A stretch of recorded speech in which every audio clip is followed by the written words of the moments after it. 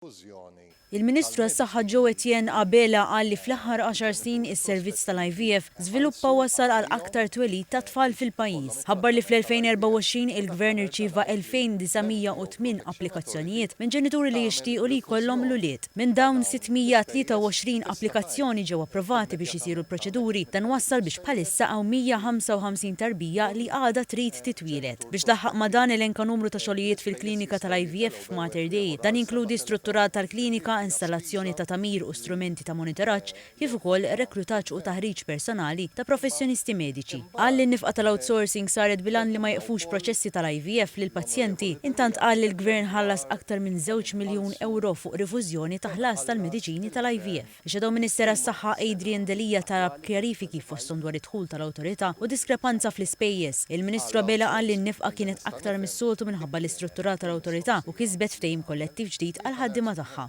Dr. Delija staqsa wkoll kemm ikopri l-Gvern mill-ispiża totali għall-IVF. Il-Ministru jieġeb li l-Gvern ikopri trattament mill-bidu sal-aħħar. Dr. Delija kwota ittra mibgħuta lilu minn ħaddiema fl-isptar Caring Grek fejn irrifera għal problemi infrastrutturali. Il-Ministru jieġeb li jaqbel li l-binja hija antika u li d-direzzjoni politika tiegħu hija li l-isptar jingħala u s-servizzi jiġu outsourced. Qal li t-tender dwar dan kellu jerġa' jinfetaħ u se jingħalaq dan ix-xahar stess. Dr. Delija staqsa wkoll għal aktar informazzjoni dwar Vincent Morin Paula Hub u f'liema stadju wasal. Il-Ministru spjega li fl-aħħar ta' Ġunju u bidu ta' Lulju se jibdew xi servizzi fl-isptar. Qal li bħal sptarijiet oħra mhux possibbli jibdew jiġu offruti s-servizzi kollha f'daqqa u bekk se jkun hemm tranzizzjoni.